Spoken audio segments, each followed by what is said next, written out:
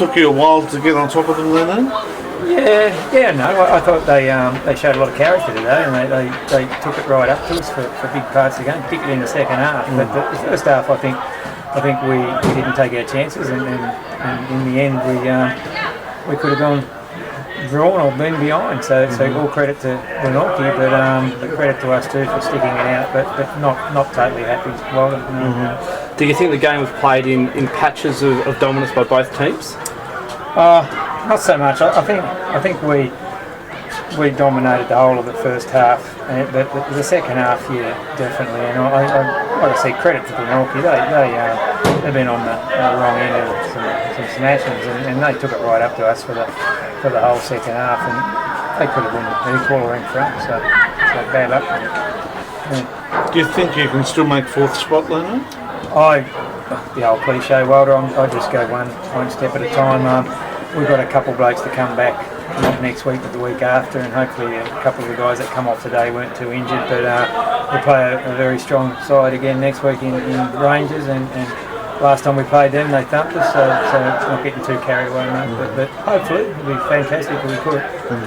And who were you most impressed with from City today? I thought the three guys, the two on the wing and the guys up front, they rotated pretty well all day and did a really good job. I thought our defence was a little sleepy today, and I was a little bit annoyed with that. But in the end we prevailed. But probably the two wingers and the guy up front, Isaac Gadgetto, had a really good game.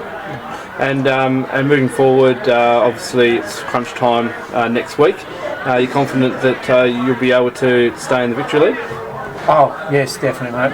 We've worked extremely hard as a club, and there's a lot of good people working and getting sponsorship and doing all the right things. And I think our proposal was a really good one. So hopefully we will. Yeah. But as a team, we just got to keep playing. And I think what we're doing on the park this year might justify us a little bit as well. Maybe if we only had a good year on the park, then work might have been cut out for us. But hopefully we've done enough.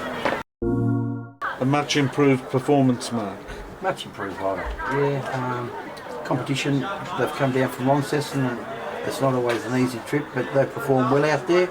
I think our lads are slowly starting to step up and understand what's required, which I mentioned the other day to you, and it's nice to see that they're actually, even though we've on the back end of a 3-0 loss, it's better than 13-0.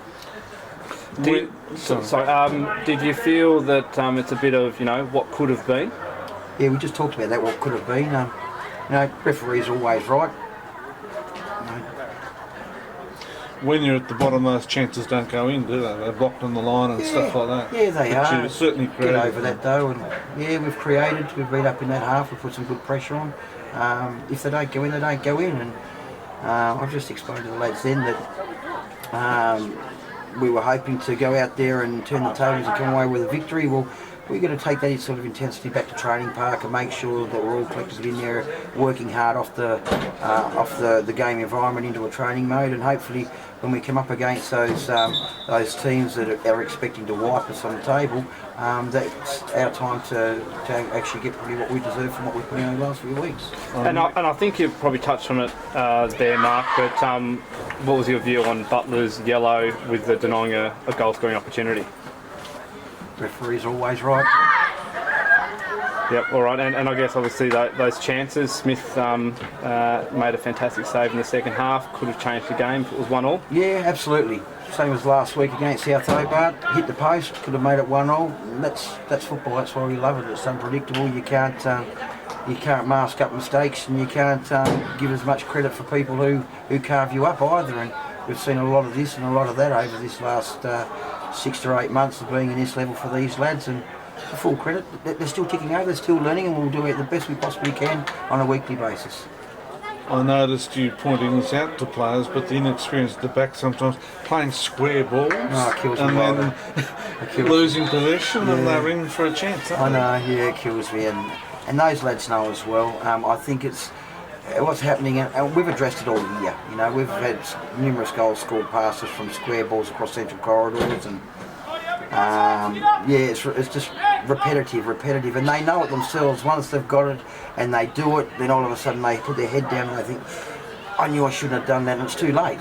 And I think that's also comes with playing in this sort of environment up in the senior level with such lack of development in the past, and they're the sort of mistakes that takes time to groom out of players.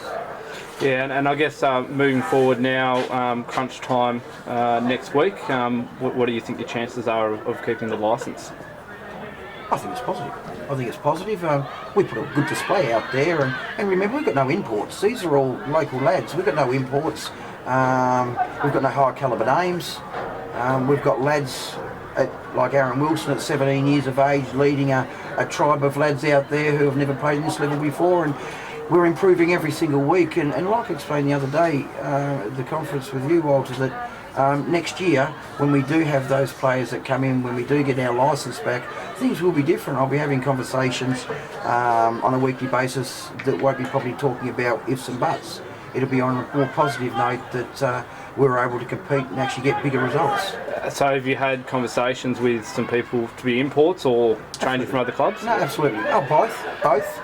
But again, we can't do anything until we get our licence, and when that comes, and hopefully FFT make the right decision. I'm going to be touched base on that the other day. If they make the right decision and we're still there, well then all of a sudden you'll see that lads who have been performing this year and probably not been the best score lines for them, but they're the sort of characters that give the backbone to clubs, and it's got to be done sooner or later for a club environment to have that backbone to put pressures on players that come down to say, well, just because you've come from an international environment doesn't mean to say you're going to get a free ride at some player performance.